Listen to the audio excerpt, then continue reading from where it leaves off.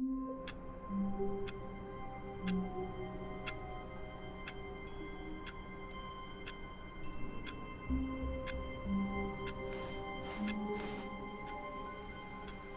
of his co-workers were gone. What could it mean? Stanley decided to go to the meeting room. Perhaps he had simply missed a memo.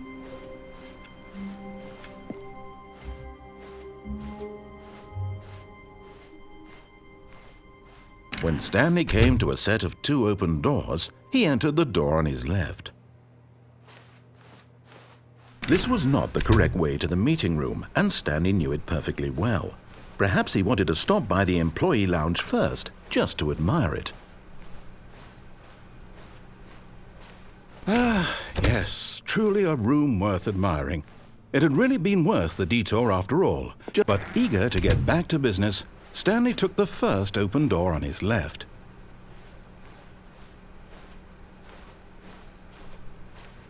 Stanley was so bad at following directions, it's incredible he wasn't fired years ago.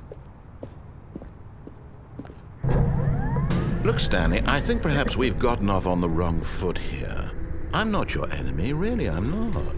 I realize that investing your trust in someone else can be difficult, but the fact is that the story has been about nothing but you all this time. There's someone you've been neglecting, Stanley.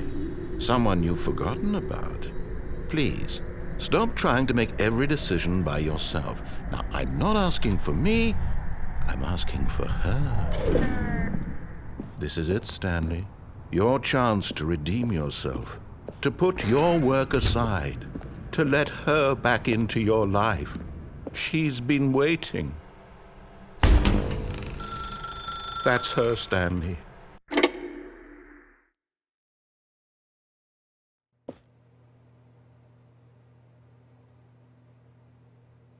Oh, Stanley, is that you?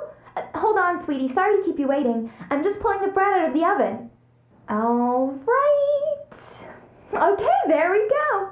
All right, now, I want you to come in and tell me all about your day. Gotcha. Oh, come on. Did you actually think you had a loving wife who'd want to commit their life to you? I'm trying to make a point here, Stanley. I'm trying to get you to see something. Come inside. Let me show you what's really going on here. Sorry, but you're in my story now. This is a very sad story about the death of a man named Stanley.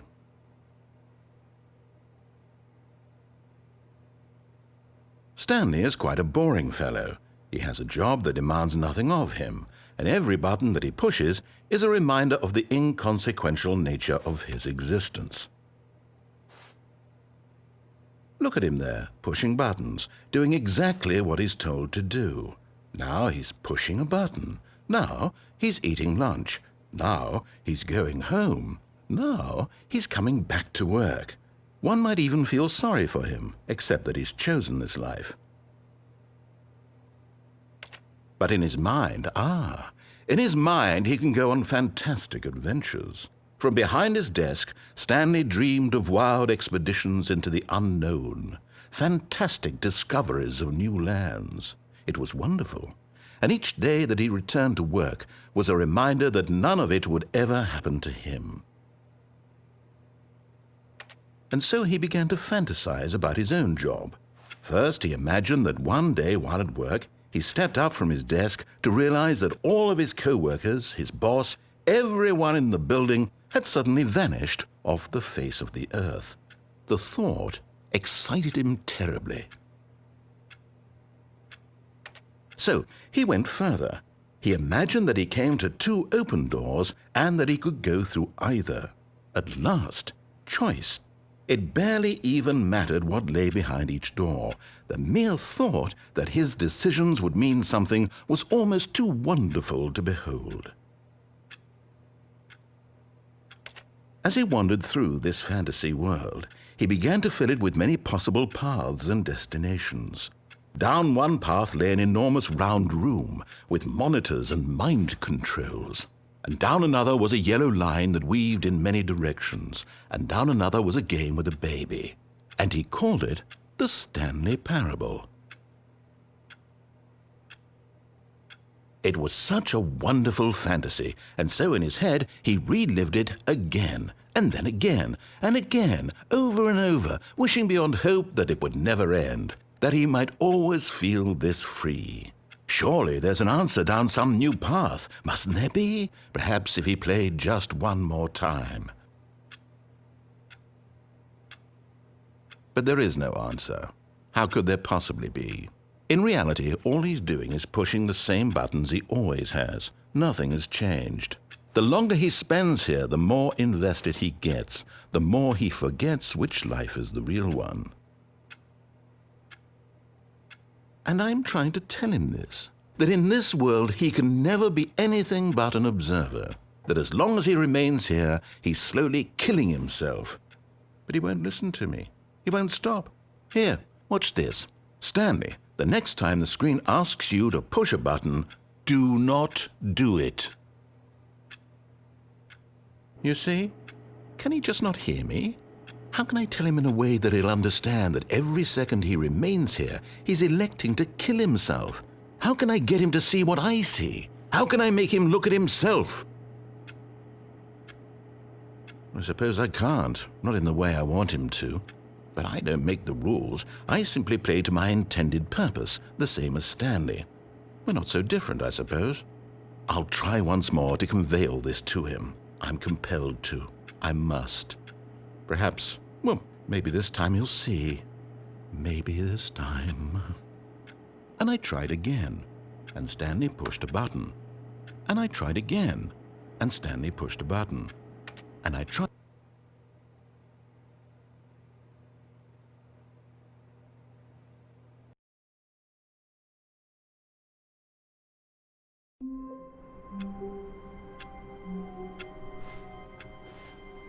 All of his co-workers were gone. What could it mean? Stanley decided to go to the meeting room. Perhaps he had simply missed a memo.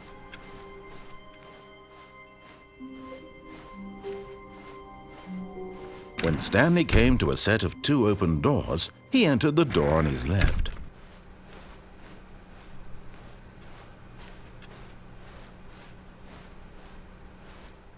Yet there was not a single person here either. Feeling a wave of disbelief, Stanley decided to go up to his boss's office. Hoping he might coming to a staircase, Stanley walked upstairs to his boss's office.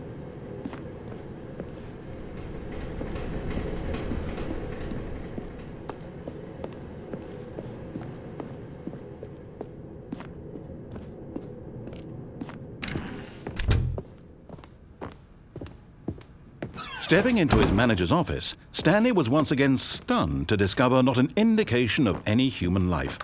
Shocked, unraveled, Stanley wondered in disbelief who orchestrated this, what dark secret was being held from him. What he could not have known was that the keypad behind the boss's desk guarded the terrible truth that his boss had been keeping from him, and so the boss had assigned it an extra secret PIN number, 2845. But of course, Stanley couldn't possibly have known this.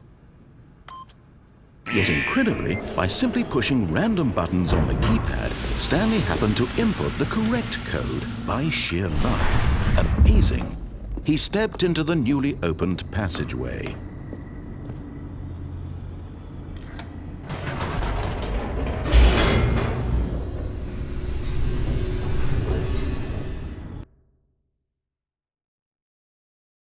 Descending deeper into the building, Stanley realized he felt a bit peculiar.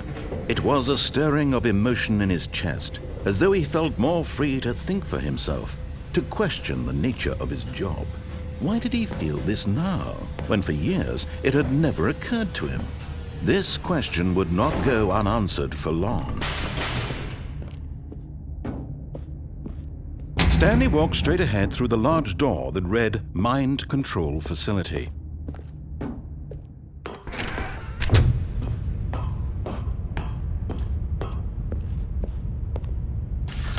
The lights rose on an enormous room packed with television screens. What horrible secret did this place hold? Stanley thought to himself. Did he have the strength to find out?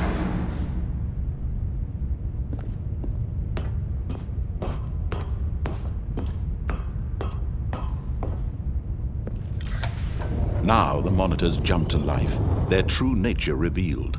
Each bore the number of an employee in the building, Stanley's co-workers. The lives of so many individuals reduced to images on a screen, and Stanley, one of them, eternally monitored in this place where freedom meant nothing.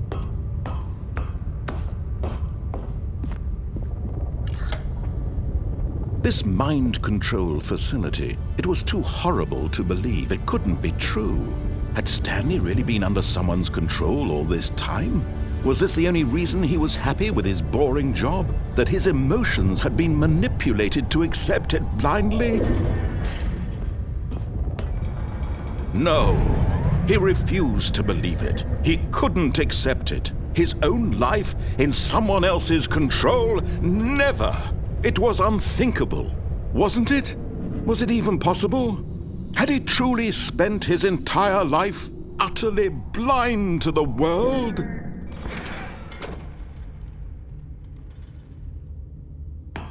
But here was the proof, the heart of the operation. Controls labeled with emotions, happy or sad or content. Walking, eating, working, all of it monitored and commanded from this very place. And as the cold reality of his past began to sink in, Stanley decided that this machinery would never again exert its terrible power over another human life. For he would dismantle the controls once and for all.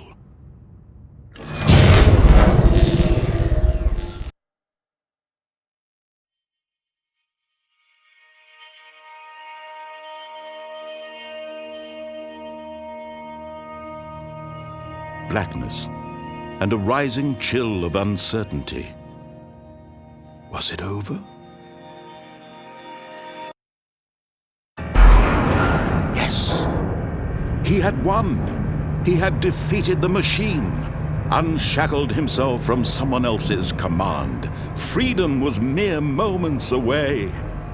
And yet, even as the immense door slowly opened, Stanley reflected on how many puzzles still lay unsolved. Where had his co-workers gone? How had he been freed from the machine's grasp? What other mysteries did this strange building hold? But as sunlight streamed into the chamber, he realized none of this mattered to him, for it was not knowledge or even power that he had been seeking, but happiness. Perhaps his goal had not been to understand, but to let go. No longer would anyone tell him where to go, what to do, or how to feel. Whatever life he lives, it will be his. And that was all he needed to know. It was perhaps the only thing worth knowing. Stanley stepped through the open door.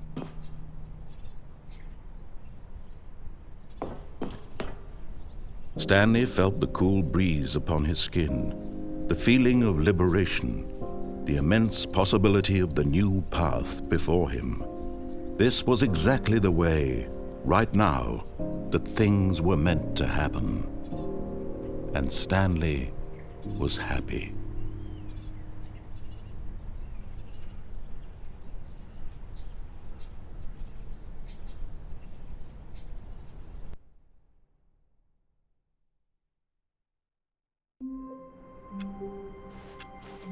All of his co-workers were gone. What could it mean? Stanley decided to go to the meeting room. Perhaps he had simply missed a memo.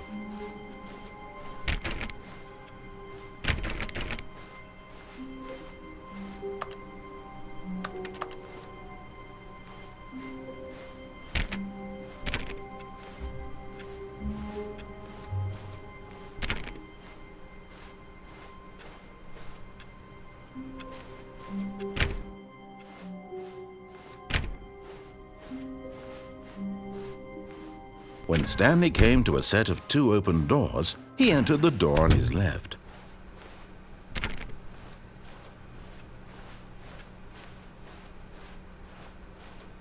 Yet there was not a single person here either. Feeling a wave of disbelief, Stanley decided to go up to his boss. Coming to a staircase, Stanley walked upstairs to his boss's office.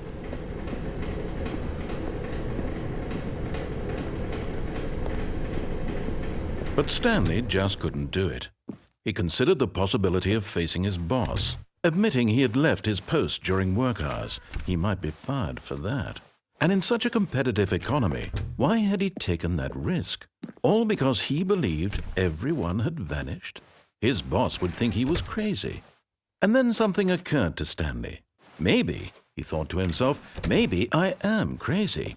All of my co-workers blinking mysteriously out of existence in a single moment for no reason at all? None of it made any logical sense. And as Stanley pondered this, he began to make other strange observations. For example, why couldn't he see his feet when he looked down? Why did doors close automatically behind him wherever he went? And for that matter, these rooms were starting to look pretty familiar. Were they simply repeating? No, Stanley said to himself, this is all too strange. This can't be real. And at last, he came to the conclusion that had been on the tip of his tongue. He just hadn't found the words for it. "I'm dreaming!" he yelled. "This is all a dream." Oh, what a relief Stanley felt to have finally found an answer, an explanation. His co-workers weren't actually gone. He wasn't going to lose his job. He wasn't crazy after all. And he thought to himself, I suppose I'll wake up soon. I'll have to go back to my boring real-life job pushing buttons. I may as well enjoy this while I'm still lucid. So he imagined himself flying and began to gently float above the ground. Then he imagined himself soaring through space on a magical starfield, and it too appeared. It was so much fun, and Stanley marveled that he had still not woken up. How was he remaining so lucid? And then perhaps the strangest question of them all entered Stanley's head. One he was amazed he hadn't asked himself sooner. Why is there a voice in my head dictating everything that I'm doing and thinking? Now the voice was describing itself being considered by Stanley, who found it particularly strange. I'm dreaming about a voice describing me, thinking about how it's describing my thoughts, he thought. And while he thought it all very odd and wondered if this voice spoke to all people in their dreams, the truth was that, of course, this was not a dream. How could it be? Was Stanley simply deceiving himself, believing that if he's asleep, he doesn't have to take responsibility for himself? Stanley is as awake right now as he's ever been in his life. Now, hearing the voice speak these words was quite a shock to Stanley. After all, he knew for certain, beyond a doubt, that this was in fact a dream. Did the voice not see him float and make the magical stars just a moment ago? How else would the voice explain all that? This voice was a part of himself too. Surely, if he could just... He would prove it. He would prove that he was in control, that this was a dream. So he closed his eyes gently, and he invited himself to wake up. He felt the cool weight of the blanket on his skin, the press of the mattress on his back, the fresh air of a world outside this one. Let me wake up, he thought to himself. I'm through with this dream. I wish it to be over. Let me go back to my job. Let me continue pushing the buttons. Please, it's all I want. I want my apartment and my wife and my job. All I want is my life exactly the way it's always been. My life is normal. I am normal. Everything will be fine. I am okay.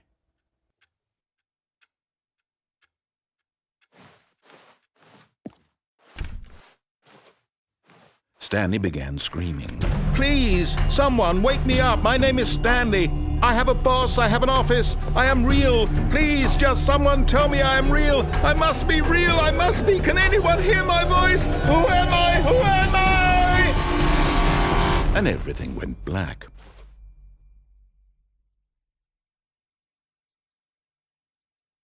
This is the story of a woman named Mariella. Mariella woke up on a day like any other. She arose, got dressed, gathered her belongings, and walked to her place of work. But on this particular day, her walk was interrupted by the body of a man who had stumbled through town talking and screaming to himself, and then collapsed dead on the sidewalk. And although she would soon turn to go call for an ambulance, For just a few brief moments, she considered the strange man. He was obviously crazy. This much she knew. Everyone knows what crazy people look like. And in that moment, she thought to herself how lucky she was to be normal. I am sane. I am in control of my mind. I know what is real and what isn't. It was comforting to think this, and in a certain way, seeing this man made her feel better. But then she remembered the meeting she had scheduled for that day, the very important people whose impressions of her would affect her career, and by extension, the rest of her life. She had no time for this, so it was only a moment that she stood there, staring down at the body. And then she turned and ran.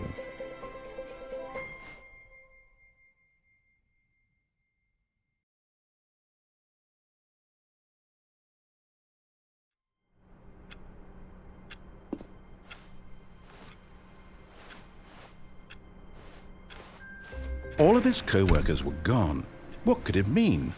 Stanley decided to go to the meeting room. Perhaps he had simply missed a memo.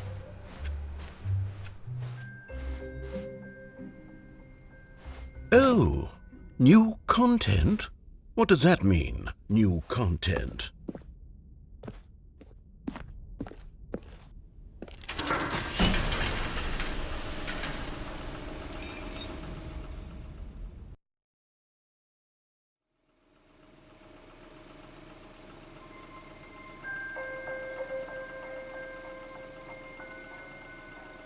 Hello, and thank you for playing the Stanley Parable Ultra Deluxe. As you may know, the Stanley Parable was a video game released in 2013 on home computers. After receiving critical and commercial success, it was expanded upon in 2022 with the Stanley Parable Ultra Deluxe, a reimagining of the game for consoles and home computers. The Stanley Parable Ultra Deluxe features exciting new content that broadens and expands the world of the Stanley Parable, delighting audiences the world over. Please, step inside and see what thrilling new adventures await in the Stanley Parable Ultra Deluxe. Oh, well, this sounds delightful. I'm very excited to see the thrilling new Ultra Deluxe content. Okay, so far it's an elevator. Nothing special yet, but I'm sure it's just the beginning of a mesmerizing adventure.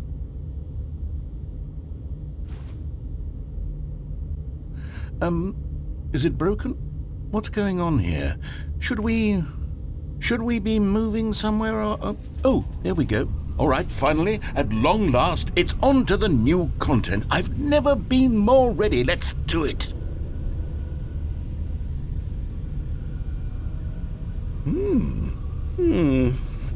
I have to say, initial impressions of Stanley Parable Ultra Deluxe, mostly tedious. It's as if Oh, okay. Let's see the content. Give me the content, Stanley.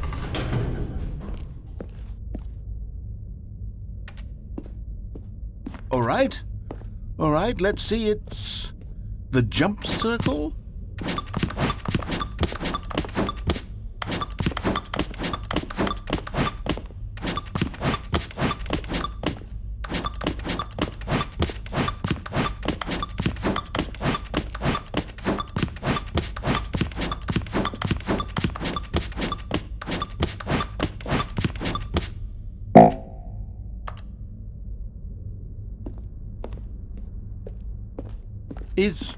Is that it? Surely that's not all the new content. There has to be something else, right?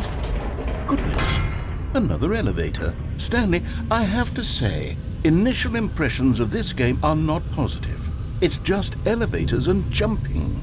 Is this what passes for exciting new content? If this is new content, then I could just read you the whole dictionary. There's 20 hours of new content right there. Hell, I could count to 30 trillion. You could put that on the box. The Stanley Parable Ultra Deluxe, now with over 1,000 hours of new content. And oh, wait. There's more. Very good. Yes. I knew there had to be something else. Let's see it. I'm ready for whatever it is. That's it? Oh, you've got to be kidding me. You see, Stanley? This is what happens when greedy video game developers with no respect for their fan base rush a cheap expansion to market for no reason other than to make an easy dollar. And don't get me started on the level of craftsmanship that's gone into it. In fact, I'm looking right now at the game's trophies, and it's hard to believe one of them actually says, "Test trophy, please ignore." What quality assurance department signed off on this? I'm infuriated and I'm offended, and I intend to find these people on Twitter and hold them personally accountable. It's my fault, Stanley. I built up too much anticipation around the new content, I'm afraid. It could never have lived up to such expectations. If you're still with me, why don't we just reset the game and we'll try to get back to what the Stanley Parable is really about. No frills, no gimmicks, just you and me having a great time together like always. What do you say, friend?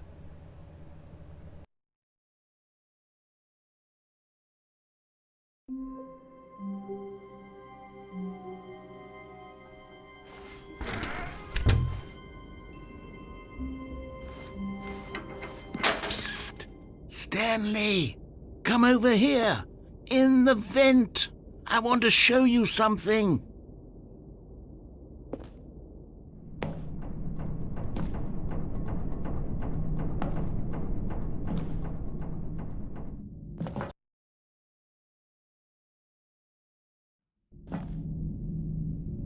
Okay, you remember how cheap and unsatisfying the new Ultra Deluxe content turned out to be? Well, it got me thinking about the past and how much better the Stanley Parable used to be. So I made something special and tucked it away here where the game's developers won't find it. Just our little secret. Take a look.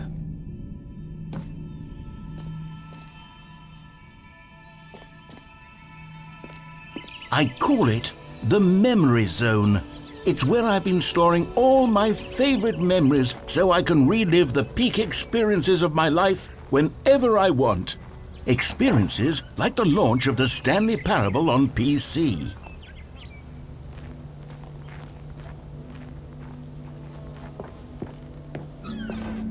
You see, Stanley, doesn't the Memory Zone remind you of how wonderful Stanley Parable was before it was sullied with a cheap PlayStation port? Remember back in October of 2013, when the game originally launched? Back then, video games had integrity. Back then, it all meant something. Oh, the waste.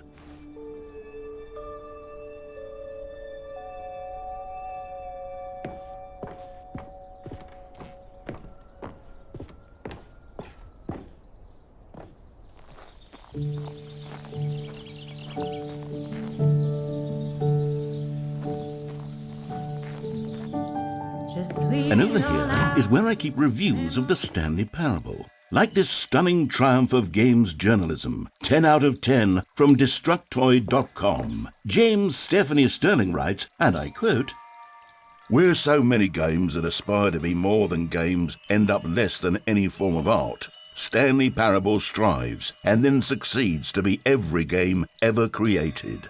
Did you hear that, Stanley? Every game ever created. That's how grand and all-encompassing the original Stanley Parable was.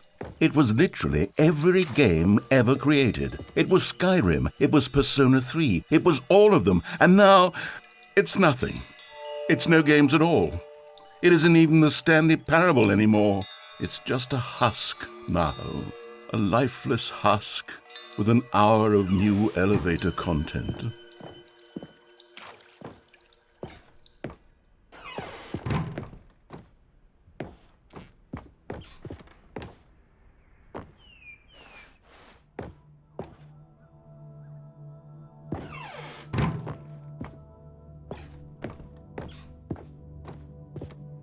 Here's another moving passage, this time from GameSpot.com. The Stanley Parable is both a richly stimulating commentary on the nature of choice in games and one that offers some of the most enjoyable, surprising, and rewarding choices I've ever been confronted with in a game. 9 out of 10. Don't you get it, Stanley? The game was perfect. It didn't need anything else. It didn't need new content. All they had to do was transport it in pristine condition along to the PlayStation, boom, done. And they couldn't even do that. Couldn't resist the urge to go meddling with a beloved franchise.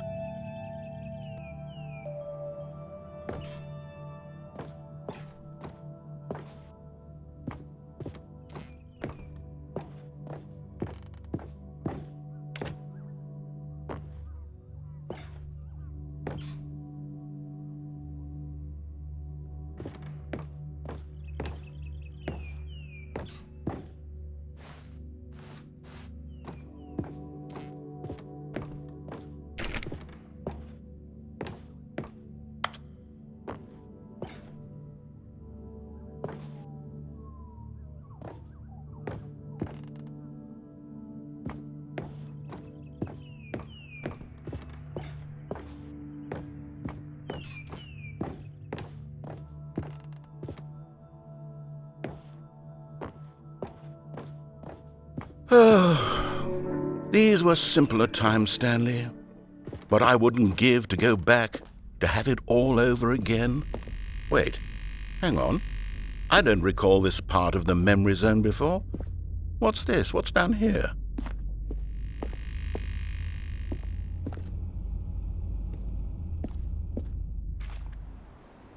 Oh no, oh God, no, Stanley. It's a collection of reviews from Pressurized Gas, the extremely popular online storefront for computer games.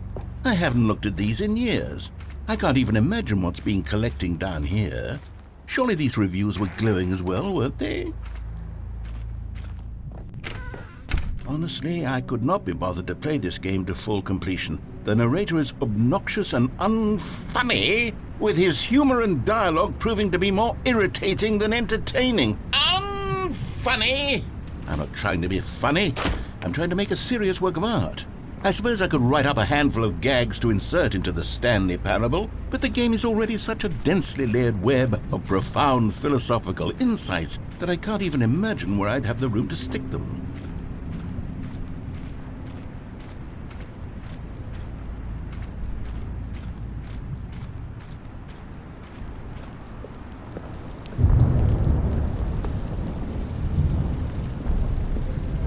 Okay, let's see what this one says. While the idea for the game is good, for someone who prefers non-linear games, this preachiness gets annoying fast. Preachy? Stanley? I'm not preachy, am I? You can tell me if I'm preachy. Honestly, you can. Oh, goodness. This is actually quite shocking for me. To be honest, I had always thought of the game's dialogue as being rather terse to begin with. You can't know how much fluff I cut from the game to get it to feel as light and airy as it... Well, I always thought it did. But maybe it wasn't. Oh dear. What an awful memory to have to hold on to. These black marks on my otherwise unimpeachable track record. I feel like a failure. Like I let these people down. Perhaps the Stanley Parable isn't quite as sterling as I always remembered.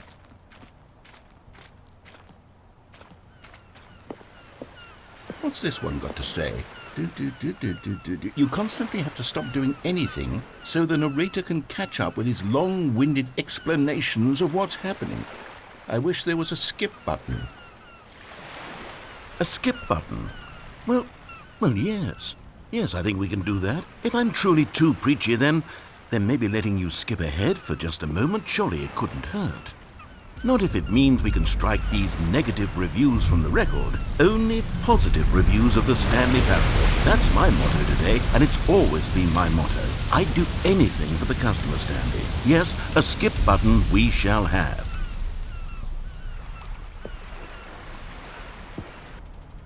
And here it is. Go ahead and give it a shot. I'll pop you forward in time so that the second my incessant droning starts to bore you, with just the push of a button, you'll have zipped right past it. It's what the players have been asking for, and I'm very proud to have delivered.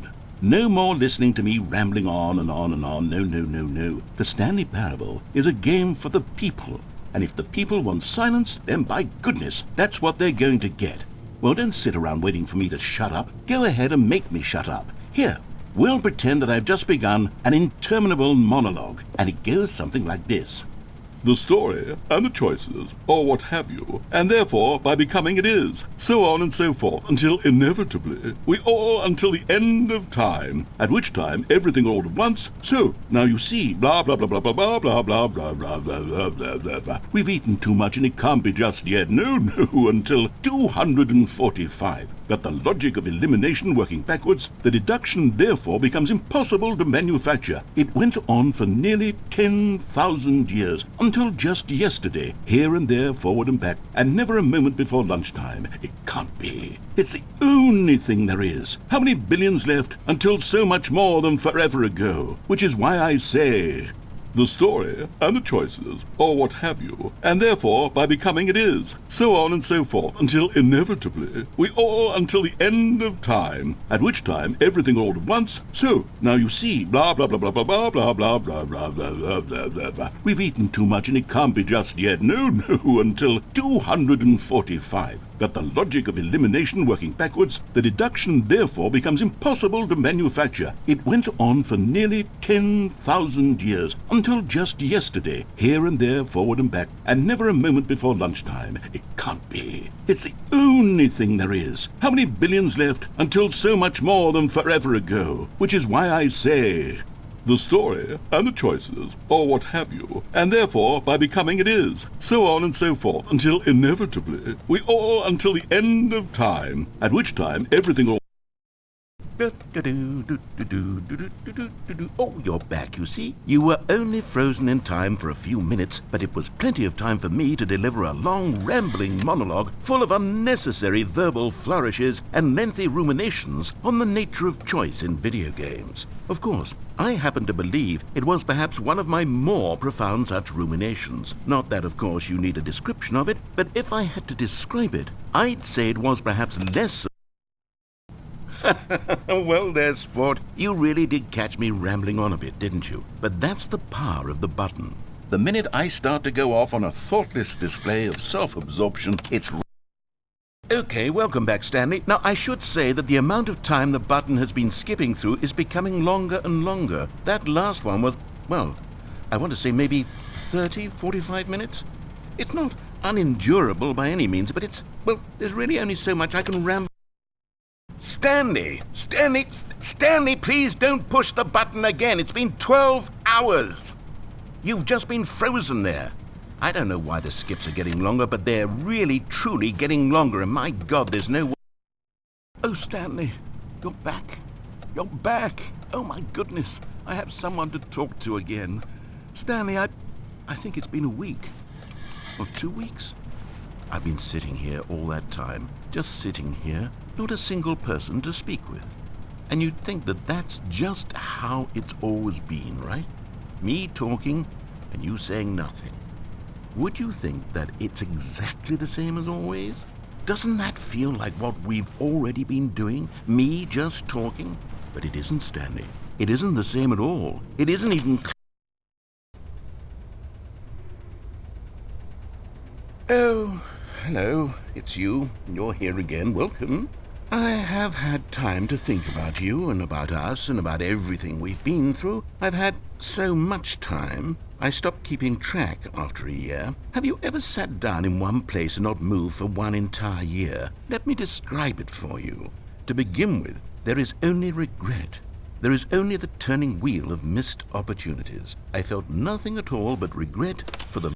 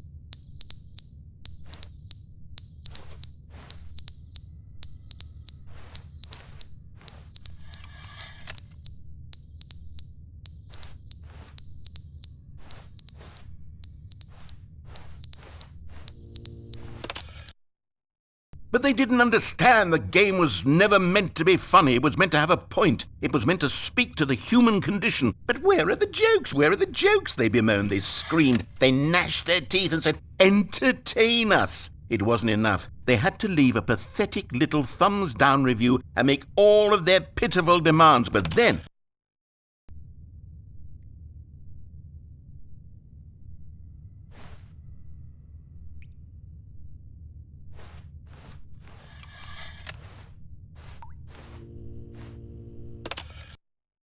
the end is never the end is never the end is never the end is never the end is never the end is never the end is never the end is never the end is never the end is never the end.